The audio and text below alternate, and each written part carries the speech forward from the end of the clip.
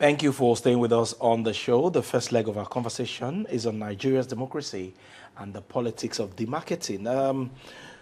We cannot separate marketing away from politics, and we cannot separate democracy rather away from marketing as well. The season of politics is here, like we told you earlier, and the major political parties in the country are using all strategies to market their brands into the heart of Nigerians, just in a bid to wrestle power come 2027. Are they adopting the right strategy? And of course, why are some of them actually demarketing the other, all in a bid to wrestle power in 2027? We'll be having this conversation with Lukemon Owolabi, a public affairs analyst and a friend of the house. It's a pleasure to have you. Pleasure is mine, really. Good morning. Okay, Nigeria's democracy for me, it's quite unique because 2 plus 2 in Nigerian politics is never 4. It can be 20, it can be 30, according to our politicians. So, but these days we have seen political parties using different kind of strategy to woo Nigerians to vote for their party. And at the same time, they're also condemning others who are in the same race with them. Looking at the terrain so far as we approach another round of elections, do you think the strategies being adopted by these political parties are actually endearing them into the hearts of Nigerians? Endearing them. I think, we are typical Nigerians and we do everything in line with our idiosyncrasies. So whatever you see that Nigerians are doing, is what we are doing in our closet. So we are only portraying it outside. So when people don't even have what to say sometimes, and they are going to face an opponent. So the easiest thing to do then is to demarket the other person that they are going to face. Instead of focusing on their own strength, they won't do that because really it's an arduous task for them to focus on their own strength and bring their own policies that they feel are superior to the one that is on ground. So what they do is go the easy way out. It's a lazy way of doing things. So you look at the weak point of your opponent, which is also legitimate because all is fair in war. So you look at the weak points and then you point out those weak points for people to see and try to condemn them that this is not the kind of person. We have seen so many of these things. You see, I think it was Abraham Maslow that said, if you have only a hammer, you tend to see every problem as a nail. So this is your only tool. And whatever you can use the tool to beat is what you will see. I think we saw it here. A good example is in 2019 when the APC was going to have its primaries. And then Babajide Sanwo-Olu, was one of the aspirants. And Akinobi Ambode at that time felt that what can I use? They brought this one out. What else can I do? The whole establishment was behind him, And then he said, "This man you are bringing is not well. He has some scoring in the head, And the funny thing is, some people will hold on to that. Right. So sometimes whatever he says and does, they will say, Anambode said that. So that is a clear way, lazy way of demarketing, your opponent. And just because of that, some people will say, let's be careful, so that we don't go and fall into this trap. So all sorts of strategies are demarketing your opponent. As long as it doesn't enter, the realm of libel and slander and all that. Even if it enters, they will say it's politics. And then you can go on and say whatever you like, just to demarcate. Somebody who wants to take over from President Bola Ahmed Tinubu now will not say, look at the policies of the APC, the government, and point out the loopholes, the things that are not good there, and then present alternative. That is the normal way to go. That you have superior policies than what is being presented. but they probably know that they don't have superior policies. So what they do is they will say, this man is a Bala Blue or Bulaba. This man is 90 years old. He's calling himself 73 and is 90 years old. And the man is not, he can't even walk properly. They have to hold him. You know, all those kind of things are things they will say, you know, because they don't have alternative policies to present. Right. So it's a lazy way of doing things and of marketing. And we are used to it. So the other people too will counter, and then you know it goes on and on like that. So that is nothing strange about it. This is the season we are in. This is the kind of things we will do. So we are all used to it. You say your own, the other one will say their own. And we just roll with the flow. Right. I know that you've said a lot about, you know, whether or not it's the norm. But then also as a country, a lot of people would also say that it is good for the opposition to criticize and criticize positively. And you've also alluded to that fact here that, I mean, if you are campaigning against your opponent, you will definitely you will not look at the good things that person has done. Even if you look at the good things, you probably will also look at some of the things that you can do better. Absolutely. Or why you should be a better opponent. So at what point does criticism become demarketing? Well, criticism, you see, there's the distance between insanity and genius is measured only by success. So when you criticize or you critique, as long as what you are saying is valid, it is criticism, and it can work in your favor. But when you move from the level of criticism to sensationalism and outright lies, then people will see through you. And it will also work against you. Right. So the moment you move from what people can see and you now start delving into what you have in your own imagination, then it works against you. And people will see and say, you're talking nonsense. Right. So you don't have anything to present to us. You just want to come and lie against your opponent. So people will see through that. And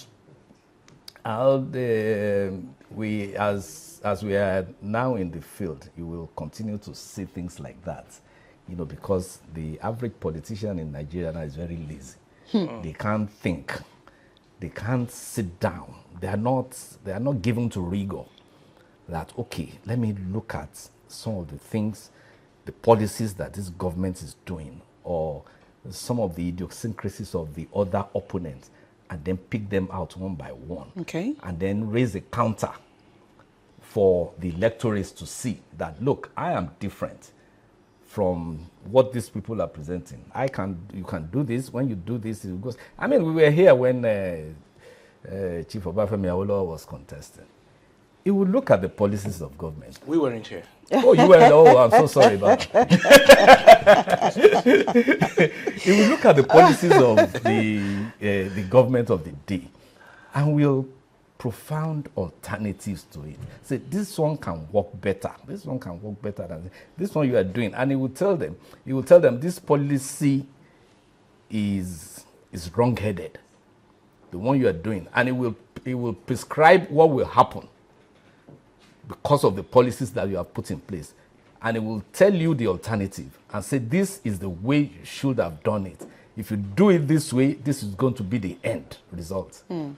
Those, I mean, quality, because it will sit down and look at everything. It was given to rigor. It can propound theories. It can do all that and present them to the electorate for them to judge.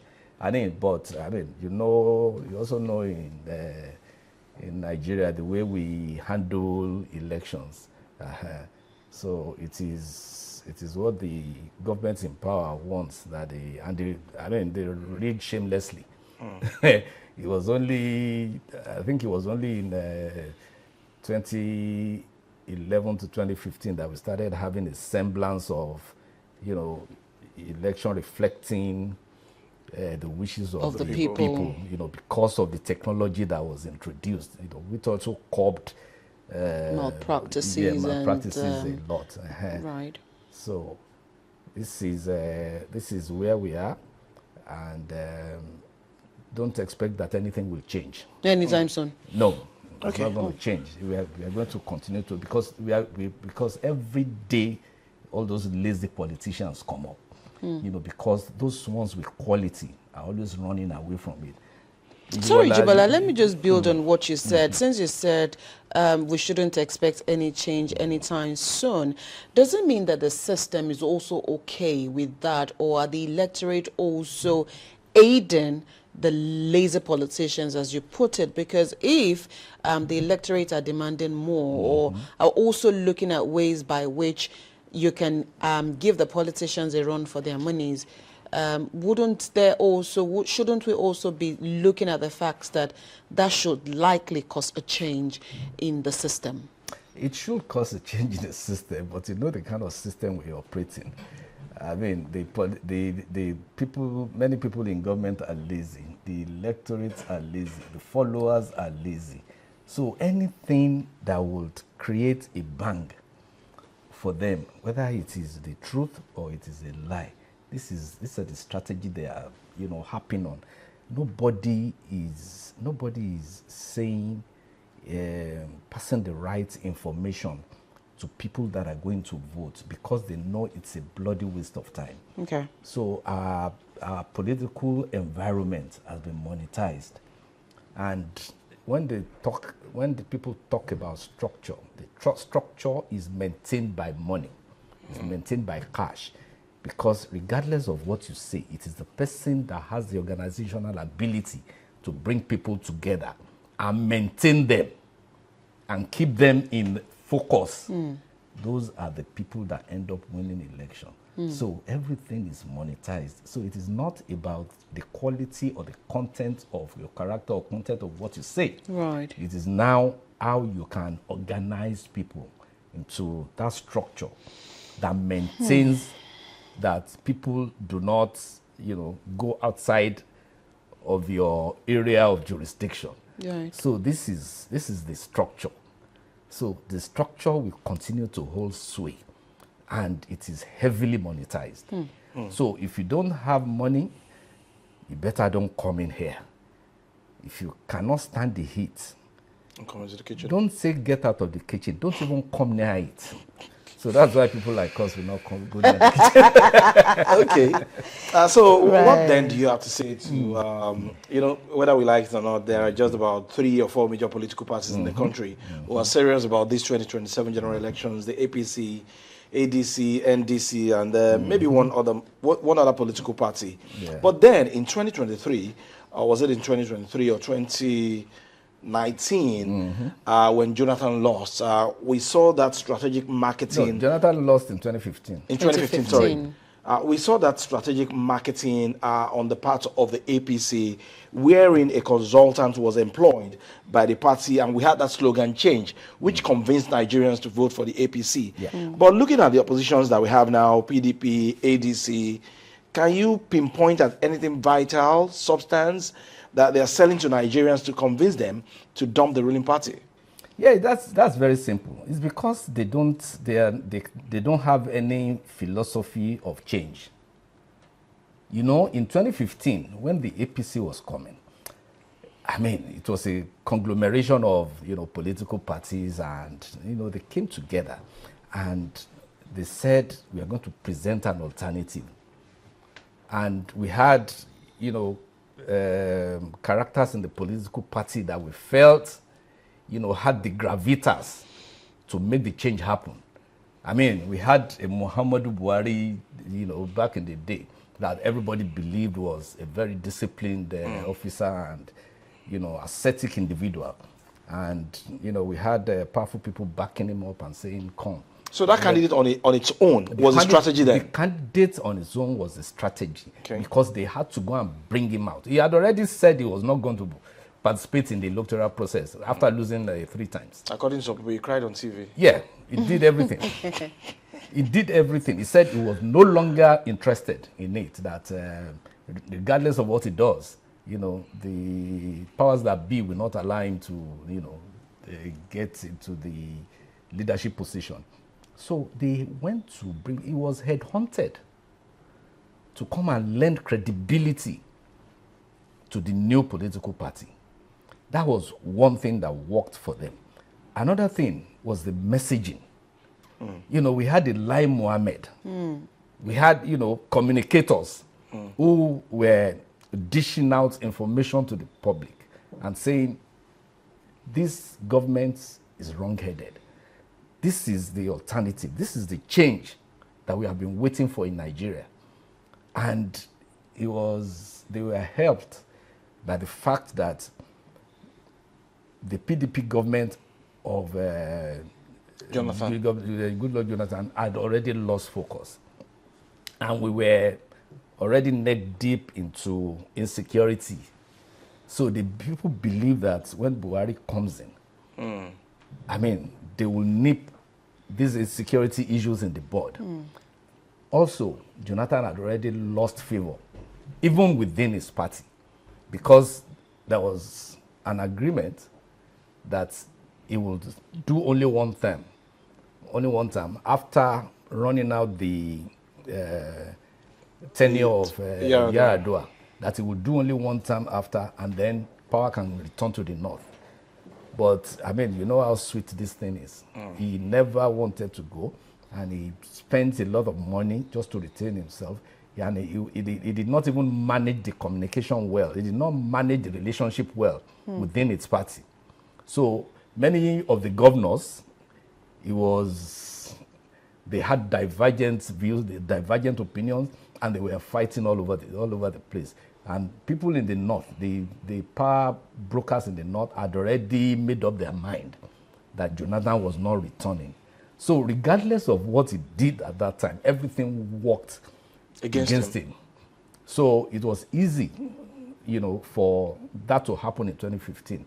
Then by 2019, APC was already consolidating. And those, when you have been in power for 16 years, you are used to it. So immediately when they dislodged the PDP from power, it now became an arduous task for them to regenerate, to regroup, and then so they were in a state of shock. Even in 2019, they were still in shock. So, and they never recovered from it. And by 2023, it was compounded by the fact that it was now the turn of the South to present a candidate. Even the PDP had a constitution that said so. But Atiku, because his Marabu have already told him that he will be president before he dies. So he held on to that and said, this will be my opportunity. So he held on to it and said, no, we are going to dabaru this zoning arrangement. And that alone also worked against him. So since then, PDP, they have gone from bad to worse. Now, they are now in a state of inertia. And the other political parties, the new political parties, the ADC, the coalition, you'll discover that they didn't even do their due diligence before going to take over the political party. They had like 13 cases, and they didn't bother. They just jumped in there. They didn't look at the constitution of the party. They just shoved everybody aside and took over. And those ones now said, no, you cannot shove us aside, though. If you want to shove us aside, you'll have to settle us well. So since they didn't settle them well, they said no. And then they are also, they are not out of the woods yet. And those who had vision amongst them have already run out of the ship before the ship hits an iceberg, like the Titanic. So they have already moved away. Where they have moved away to is also working in favor of the ruling party, because they are bifurcating themselves the more. Instead of them to stay together and form a coalition that can at least give the ruling party a run for their money. Which was what we had in 2015. Yeah, which was what, exactly. The 2015 one was massive. It was a movement that everybody was sold on to. even human rights activists, everybody, they were on board because they felt that Jonathan had fumbled. Okay. You Right, know, Mr. so Owolabi, okay. So again, because we are linking democracy with politics of demarketing, let's also look at how these campaign strategy, one way or the other, hurts the larger society. Talking about Nigeria's democracy. So if you look at the politics of demarketing and how the politicians who think that they are doing the country a favor by demarketing their opponent, how hurtful can they be, or how are they hurting Nigeria's democracy in a way that they also do not understand? And does this have any repercussions on global impact or investments in Nigeria or for Nigeria? it actually has. You see, because when you start doing everything that we do, and people from outside view us the way we do it, they probably call us barbaric sometimes, and they will say, our democracy does not have integrity. Those who are, and I always tell them, see, this democracy is new to us. Who taught us the democracy? The Western democracy that we are trying to practice, who taught us? Can you really have democracy the way it is enunciated in terms of the rule of law? Because we have always been a society of kabiosi. The Leviathan had always taken prime position here. When they say kabiesi said so and so, it is passed down. It is not, we are not used to that kind of democracy. I always tell them that you cannot have democracy without democrats. So when we talk about the rule of law, is it in tandem, with our traditions, our customs, and the rest of it? It is not, because that is why the African society is different from Western society. It is in Western societies that the children can say, Daddy, shut up. You can't tell me this, But here, if you hear a child say that here, it is your neighbor that will slap the person. So it's a cultural thing. We don't have that culture that can sustain democracy, because people will always want to show their power. Right. And in the course of showing their power, you impugn on the rule of law. Because when people start saying, they start claiming rights and they say, Abu Yoni, rights, where? So they will always show their power, and all those display of power will always show that these are not democratic tenets. Okay. And then when you also talk about, because where everything will end is the judiciary, and when the judiciary itself is compromised, or where the judiciary waits on the executive to fund them. Yeah. So where's the independence? There is a limit to which the judiciary can go also in function. correcting all these norms. So it's we are between the devil and the big blue sea. Okay, even though we are a few months away from the 2027 general elections, you have identified what the opposition parties are getting wrong. Let's take a look at the ruling power itself now. What are some of those policies or actions of this party that is also demarketing the party to Nigerians? See, it's always about these democratic norms that we are talking about. Okay, in the ruling party now, they also have a problem of harmonization. Harmonization in the sense that many people want to come out and aspire to political office, instead of them to keep a level playing field for everybody to contest. You don't do that. You will insist on having a consensus arrangement, which will also leave many people out, and then they will be disgruntled. Even when you say you want direct primaries, many people know that the primaries are not direct. Even if they conduct the so-called direct primaries, you'll discover that the list will be amended later, and then the person, and then the people that have been marked down will be the ones presented, which will also cause another kind of fracas within the party.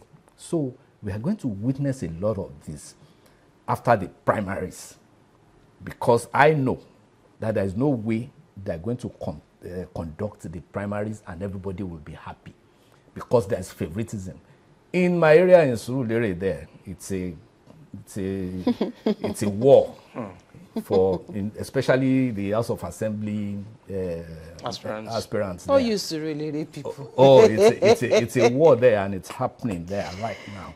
So many things will happen, by the time they conduct this program, because some people have brought their own aspirants, and they are claiming that these ones have been anointed. And some people are saying there's no Baba Sokwe here. Let's go to the field. Let's go and contest. So until we get to that stage where we can say, let everybody go and contest in a free and fair contest. Let us see how they can fare on their own. That is when many people that are running away from politics now will be, interested. They will show interest. They will now have confidence in the system and say, let me go there and, do my best and fail. If I fail, I try again.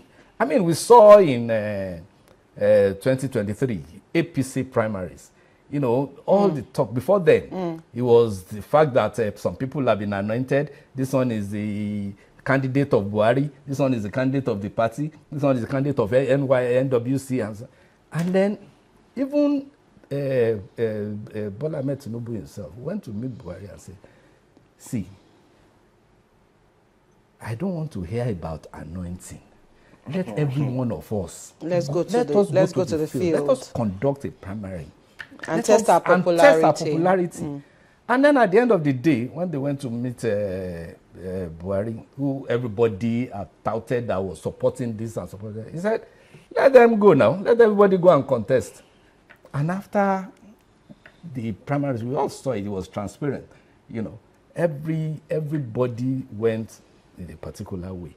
Some people were disgruntled afterwards because they were disappointed, because they had already assumed that it will go their way. Yeah, it will go their way. They felt at the end of the day, Buhari will anoint somebody, which he said he wasn't going to do. Since the thing is now the way it is, we are not anointing anybody. Let everybody go to the field. And we saw what happened. And it was a fair process, and it happened. And the best man emerged from the process. So this is what will endear many people to our democracy, and quality people will start coming out. Because of the transparency. Because of the transparency. It's all about transparency. It's because you asked me a question before we started the program that am I not going for any political post? I said no. I don't want to go and do a lesser to any GSC member. That's what I said. I said because I know that you have to massage the ego of so many people, and you have to be doubling everywhere you go, just because you are aspiring to a political position. I don't want to do that. I want to be in a political organization that will say those who wish to contest, do this and go and contest, and we do a transparent election that everybody will see. Let me canvass. Let me go and meet people. Let us stay in one place and canvass to the people. Let us talk to them. Let us say the things that we want to do. Let them buy into, our thought process. Okay. So the one that they prefer is the one that will carry the day. If I lose at that point, then I accept. Let's probably end on this note. And we've been talking about the politics of the marketing, looking at Nigeria's democracy. But we have failed to talk about one set of people, and those are the young people. We see them, a lot of people still see them as they have a stake in this next election. So what are some of the things or the strategies that the politicians are adopting at the moment that are kind of scary or are kind of a push away for these young people? And if indeed politicians want them to be involved, how do they ensure that they target them and also bring them in so they also can be part of the process, especially towards the upcoming election? You see, I think the interest of the young people rests somewhere else.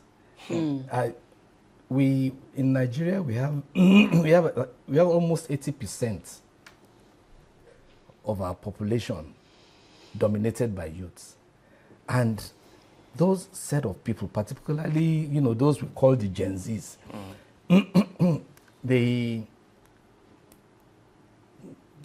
some people said this Gen Z generation, they are the ones that have not really advanced, the frontiers of knowledge and understanding more than all the other generations that have come, because they don't have patience. They are not that reflective. They are not grounded in the things that kept us together as a community. They're reactive. They are reactive to issues. They don't take time to study history, what has gone past. See, when you hear many of them talk, you will know that there's a disconnect somewhere.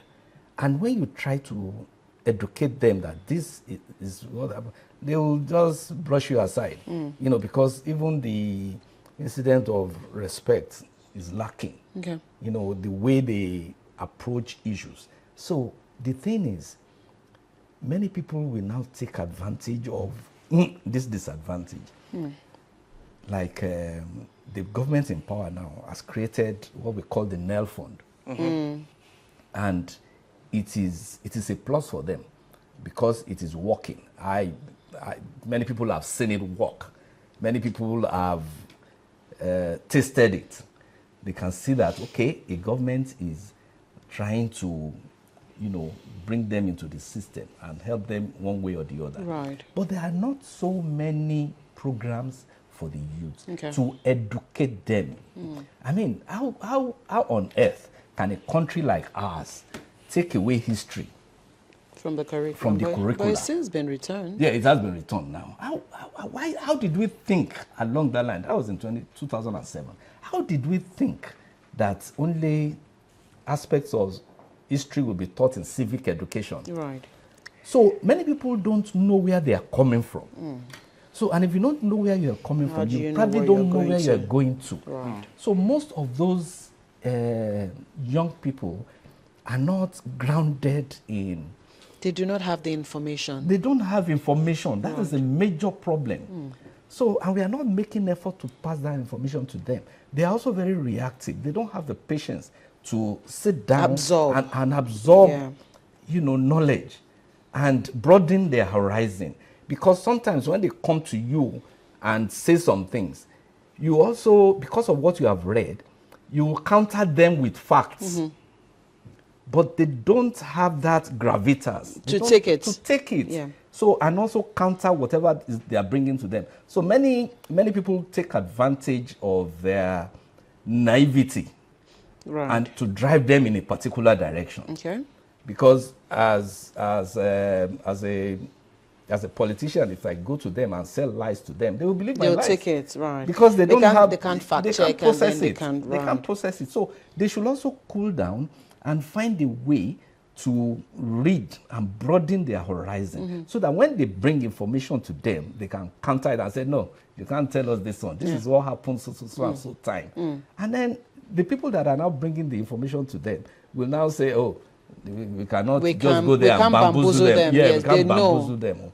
So when we know that things like that are happening, so I'm going to use this opportunity to implore our youths to get grounded in knowledge. Okay.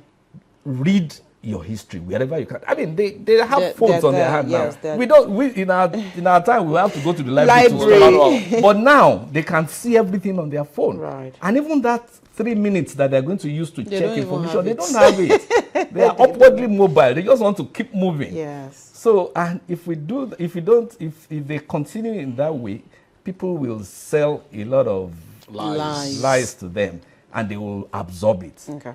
You know. Okay, Jibola, are you all right? Okay, I think we'd have to leave this conversation here this morning. It's a whole lot, but from what our guests said this morning, the politicians have a lot of work to do, the young people have a lot of work to do, Nigerians have a lot of work to do, and together we all have a lot of work to do to ensure that this democracy does not fail. We'll take a quick break. When we return, the conversation continues.